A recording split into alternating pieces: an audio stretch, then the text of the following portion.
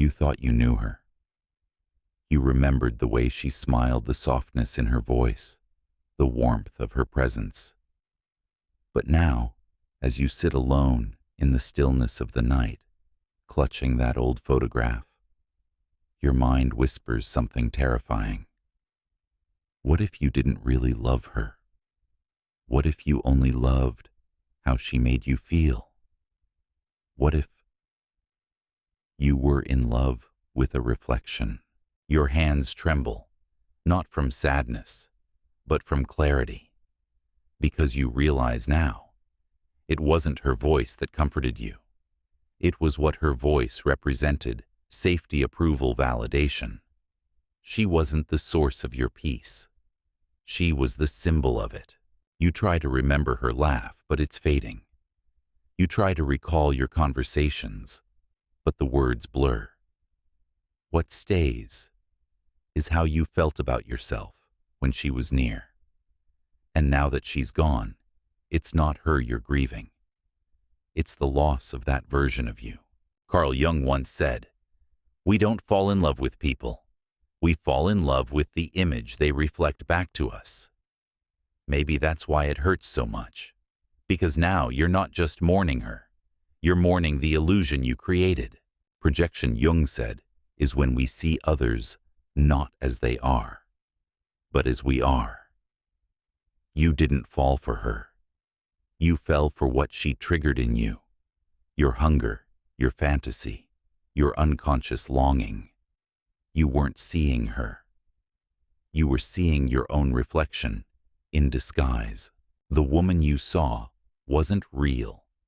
She was an archetype, a collection of every wish you buried, every wound you denied.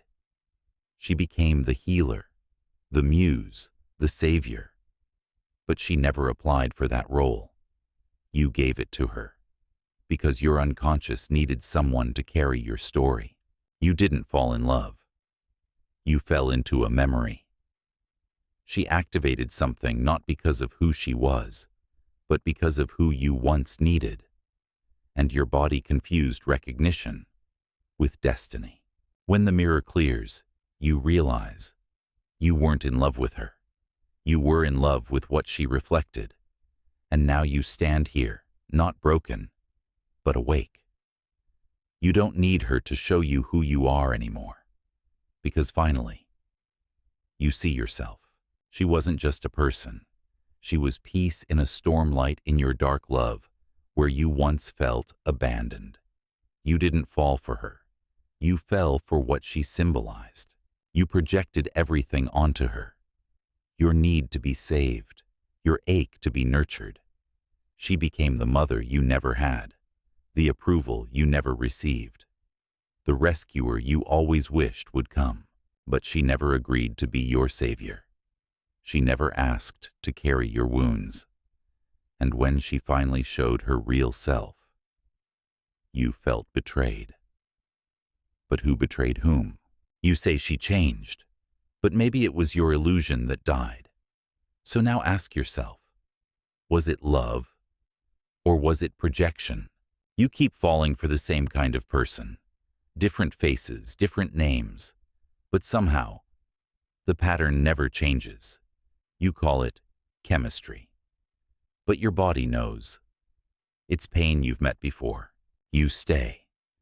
Not because it feels good, but because it feels familiar. You believe that if you love them harder, they'll change, and you'll finally be enough. You stay. Not because it feels good, but because it feels familiar. You believe that if you love them harder, they'll change, and you'll finally be enough. You don't need to prove your worth anymore. You don't need to suffer to be chosen. You can choose peace. And peace will feel boring at first, but give it time. It will feel like freedom. You keep saying, she changed. She used to be sweet. She used to adore you. But what if she didn't change? What if the only thing that changed was your illusion? No one can wear a mask forever, not even her. Eventually, the smile fades, The glow disappears, and behind it is just a human being. Ordinary, flawed, real. You're not mourning her. You're mourning the version of her you created. The one who always smiled. The one who always loved you. The one who never really existed. Now that the mask is gone, can you still love what's real? Can you choose her without needing her to play the fantasy? Because this is what love really is. Two people. No masks, no illusions, just choice. Be honest. Did you love them? Or did you love how they made you feel? Did you love them? Or the version of you that came alive when they were around?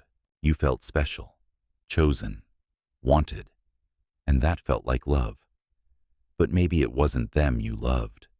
Maybe it was the feeling of finally mattering, and when they stopped making you feel important, when they got busy, when they got real. You said the love was gone, but maybe love was never there. Just emotion, addicted to attention. Real love begins when you stop needing to be filled, when you stop demanding to be seen and start seeing, not just what they give you, but who they are, even on the days when you feel nothing. You really did love them.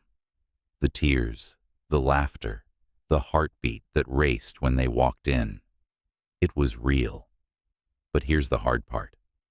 So was the projection. You loved how safe they made you feel, or how alive, or how wanted. But what if you weren't loving them? You were loving the part of you they awakened, the part you lost long ago.